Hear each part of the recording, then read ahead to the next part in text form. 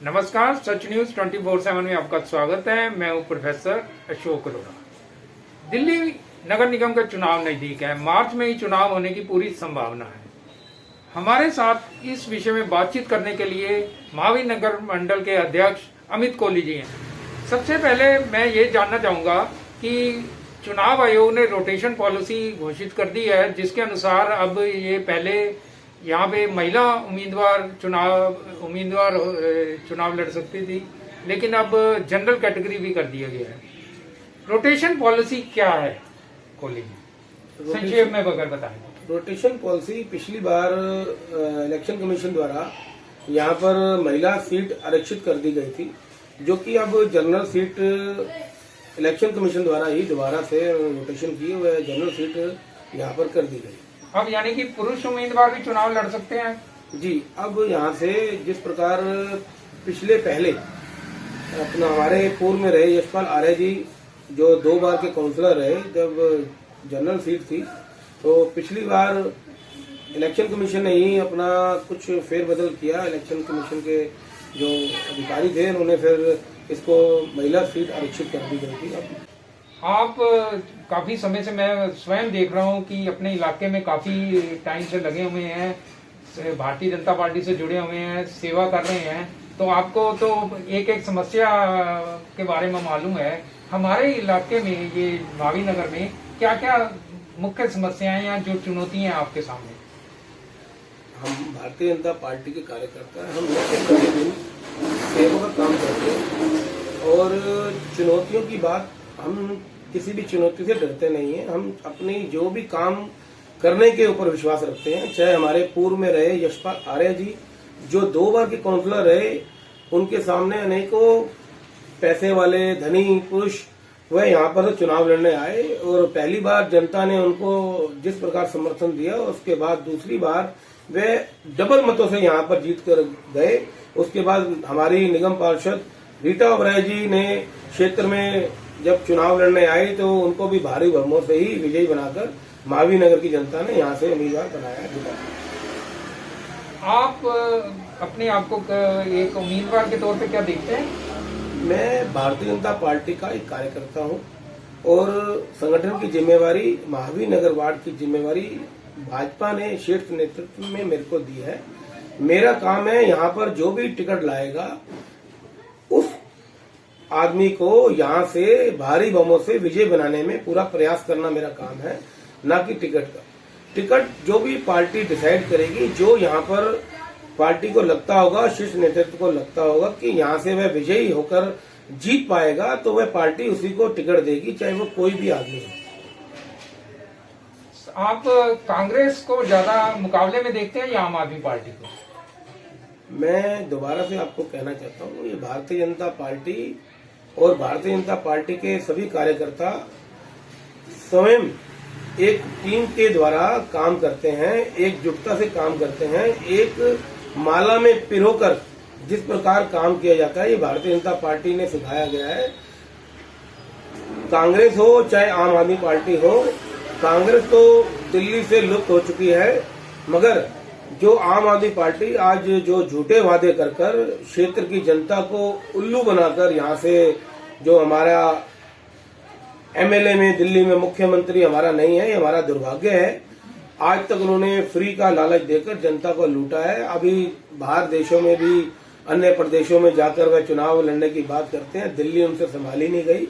Corona काल में भी हमारे बहुत सगे संबंधी मित्र हमसे बिछड़ गए और उनकी चिंता न करते हुए ये आज दिल्ली का ऐसा धूर्त मुख्यमंत्री है जो बाहर की राजनीति करने को जाता है, मोदी जी से मुकाबला करता है। मोदी जी एक बहुत बड़े, एक मैं कह रहा हूँ भगवान के रूप में वो यहाँ पर हमारे भारतवर्ष में आज मुख्य अपना प्रधानमंत्री के रूप में यहाँ पर हैं और जनता भी उनको एक भगवान के रूप में मानती है। और उन्होंने जिस प्रकार देश का, भारत का नाम गौरव ऊंचा बढ़ाया है, वह देश नहीं विदेशों में भी उनकी चर्चा है।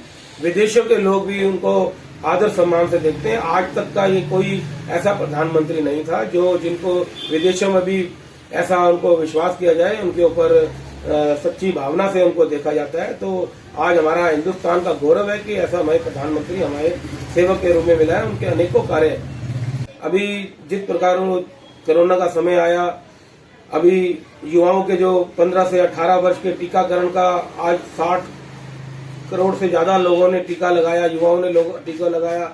और जो तीसरी लहर की बात करते थे लोग, जब तीसरी लहर आएगी, दूसरी लहर में तो हमारे बहुत से लोग हमें बिछड़ गए, मगर तीसरी लहर अगर ना आई उसके लिए सारा का सारा श्रेय नरेंद्र मोदी जी को जाता है। नरेंद्र मोदी जी ने जो अपना टीकाकरण का अभियान चलाया, पूरे भारतवर्ष में नहीं विदेशों में इसकी चर्चा है। और भारतीय जनता पार्टी स्वयं ही सेवा के रूप में देखी जाती है। हम सब सभी कार्यकर्ता सेवा का काम करते हैं और कोई भी यहाँ पर टिकट लेकर आएगा हम उसको अवश्य विजयी करके भेजेंगे।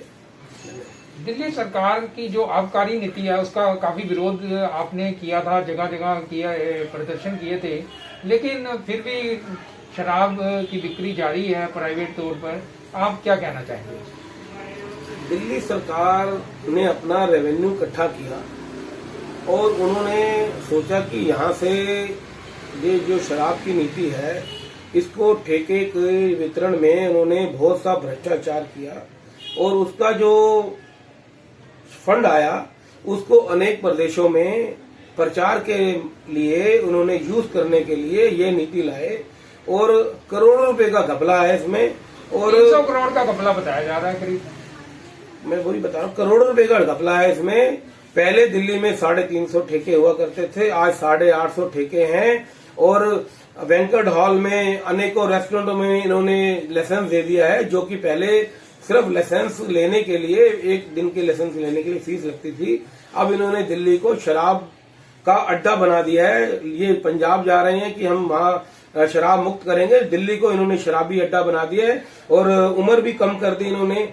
पहले शराब की जो लेने की उम्र थी वह 25 वर्ष थी, अब इन्होंने कम कर दी, उनको 21 वर्ष 18 वर्ष कर दी। ड्राई डे भी 3 कर दिया। और मैं तो कह रहा हूँ ये आज तक का रिकॉर्ड है कि आज तक किसी भी सरकार ने धार्मिक दिनों में, चाहे वह रामनवमी हो, दशहरा हो, दिवाली हो, उस पर शराब पर प्रतिबंध लगाती थी। मगर ये ऐसी सरकार आई है कि इन्होंने उस दिन को भी नहीं छोड़ा। ये कह रहे हैं ये दिल्ली को शराब का अड्डा बनाना चाहते हैं और शराब का अड्डे के साथ साथ ये महिलाओं के साथ मोदी जी पिंक शौचालय खोलने की बात करते हैं, पिंक वैक्सीन सेंटर खोलने की बात करते हैं, ये पिंक ठेके खोलने की बात करते हैं कि महिलाएं वहां पर आए और महिलाओं को छूट दी जाएगी। उस ठेके पे 30% से ज्यादा छूट दी जाएगी कि महिला उस शराब का सेवन करें।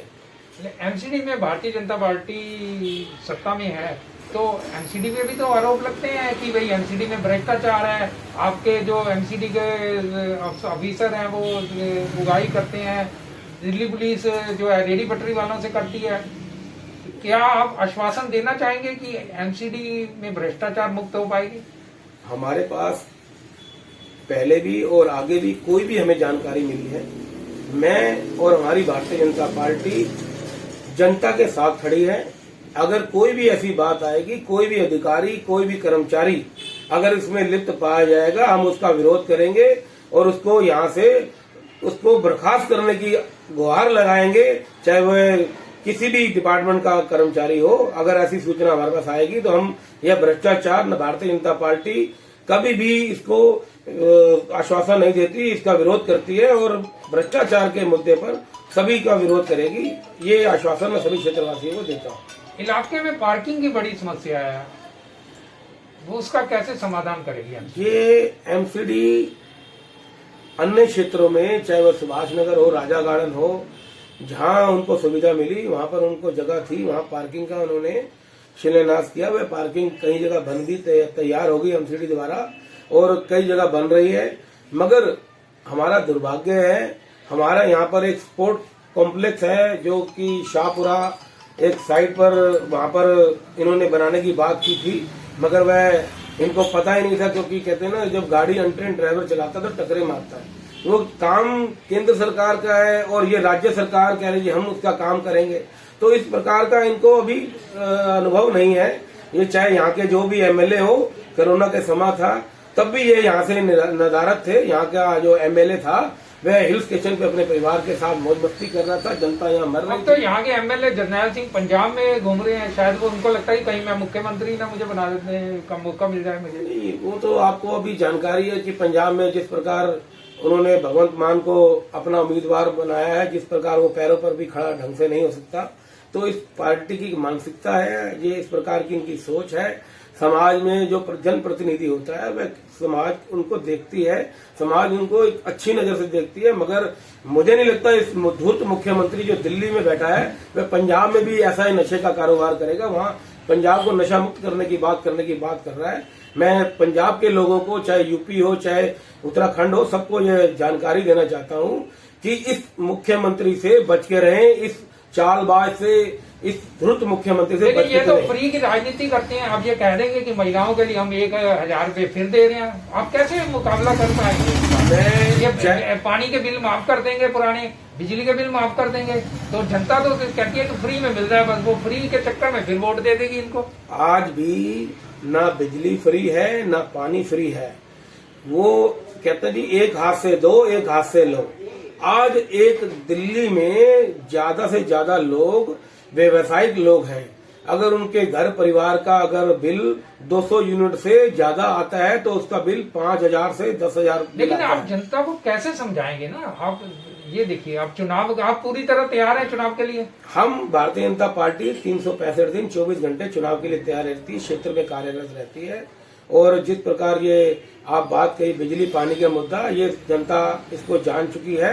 लोग दर बरबर धक्के खा रहे हैं पानी के बिलों के लिए, और वहाँ रिश्वत देके बिल कम किए जाते हैं। और बिजली के बिल जो फिक्स चार्ज हैं दुकानदार भाइयों का, अब कोरोना काल में भी इन्होंने जब दुकानें बंद रही फिक्स चार्ज पूरा उनको रेंट लगाया गया। इसकी मैं घोर निंदा करता हूं इस केजरीवाल सरकार को कि ये दुकानदारों का रेंट, जो शॉपकीपर हमारे भाई हैं, जो दुकानदार बंधु हैं, उनकी दुकानें हफ्ते में सिर्फ 2 दिन खुली और उनका फिक्स चार्ज जो रेंट था, चाहे 1 किलोवाट 2 किलोवाट, उनसे रेंट पूरा ले रही है, तो उसको माफ किया जाए। जब उनकी दुकानें नहीं खुली तो उनसे रेंट किस बात का ले रही है सरकार? तो इस बात की मैं घोर निंदा करता हूं। और जिस प्रकार आप कह रहे हो महिलाओं को 1,000 रुपए दे रही है, यहाँ पर दिल्ली में लगभग 4.5-5 साल से बुजुर्गों की पेंशन नहीं लग रही। बुजुर्ग दर दर भटक रहे हैं। हमारे पास कई बुजुर्ग आते हैं कि हमारी पेंशन लगाइए। विधवाओं को भी पेंशन नहीं मिल रही। विधवाओं को पेंशन उनकी रुकी हुई है या उनको मिल नहीं रही है, तो इनके पास फंड नहीं है। ये अपने एडवर्टाइजमेंट में अपना पैसा दिल्ली का बर्बाद कर रहे हैं, दिल्ली को बर्बाद कर रहे हैं। इन्होंने कोई भी विकास का कार्य क्षेत्र में दिल्ली में नहीं किया, चाहे वह कोई पुल का निर्माण हो, चाहे किसी प्रकार का स्कूल का नए निर्माण हो। जो पुराने स्कूल हैं उनको शिलान्यास कर नए स्कूल बना दिए, वो बात अलग है। मगर इन्होंने कोई नया स्कूल, नया कॉलेज कुछ नहीं खोला। महिला जो इन्होंने मोहल्ला क्लिनिक बनाया था, वह महिला क्लिनिक में जाकर देखिए डॉक्टर ही नहीं है, वो कुत्ते लैटरिन कर रहे हैं, कुत्ते घूम रहे हैं वहाँ पर, गायें भैंसे। तो अभी कुछ डेथ भी हो गई बच्चों की, जो वहाँ पर इन्होंने जो खांसी की दवाई के नाम पर इन्होंने दवाई, वहाँ पर नकली दवाइयाँ, एक्सपायरी दवाइयाँ दी और वहाँ पर कई बच्चों की उनकी डेथ हो गई। उसके सीधा जिम्मेवार केजरीवाल जिम्मेवार है उसका। केजरीवाल दिल्ली संभालो, दिल्ली संभालो। अगर दिल्ली नहीं संभाली जाती तो ये सीट छोड़ दो, कहीं और जाके आप अपना प्रचार करो। ठीक है, केजरीवाल तो जो करेंगे करेंगे। तो आप आश्वासन देना चाहेंगे कि आप अपने इलाके की जितनी भी जनता की समस्याएं हैं उनका पूरा समाधान आएंगे अगर एमसीडी में आपको मौका मिलता है? अगर एक बार फिर हम जिस प्रकार हमारी निगम पार्षद रीटा ओबराय जी जब चुनकर आई तो हमारे क्षेत्र में 2 ऑटो टिप्पर थे, 6 ऑटो टिप्पर आए, सैकड़ों सड़कों का निर्माण हुआ, अनेक नालों का निर्माण हुआ। हमारे क्षेत्र में डिस्पेंसरी, जो कि इतनी बड़े टाइम से एक हमारी मांग थी, डिस्पेंसरी खुले, और आज वहाँ डिस्पेंसरी खुली हुई है। और कोई भी व्यक्ति वहाँ से अच्छी दवाई, अच्छे डॉक्टर, क्योंकि मैंने खुद जाकर वहाँ पर देखा है, डॉक्टर अच्छे हैं, दवाइयाँ अच्छी मिल रही हैं वहाँ पर। ऐसी कोई भी स्थिति में हमारी भारतीय जनता पार्टी हमेशा क्षेत्र के विकास का काम करती है और आगे भी करती रहेगी। नित्य प्रतिदिन हम समाज से जुड़े हुए हैं, हर सुख दुख में हर किसी क्षेत्र के निवासी के साथ हम कंधे से कंधा मिलाकर खड़े रहते हैं। पहले भी खड़े रहे हैं, आगे भी खड़े रहेंगे। अमित कोहली जी, सच न्यूज 24/7 को आपने विस्तार से सबको बताया। जनता की भी, जो जनता के मन में दुविधा थी, वो भी मुझे लगता है दूर हो जानी चाहिए। आपने बात की हमारे से, बहुत बहुत धन्यवाद। आपका धन्यवाद। सच न्यूज से हमारे अशोक अरोड़ा जी का बहुत बहुत धन्यवाद।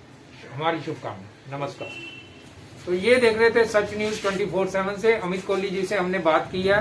कोहली जी महावीर नगर मंडल के अध्यक्ष हैं और आने वाले चुनाव के लिए एक प्रबल दावेदार भी हैं निगम पार्षद के। नमस्कार।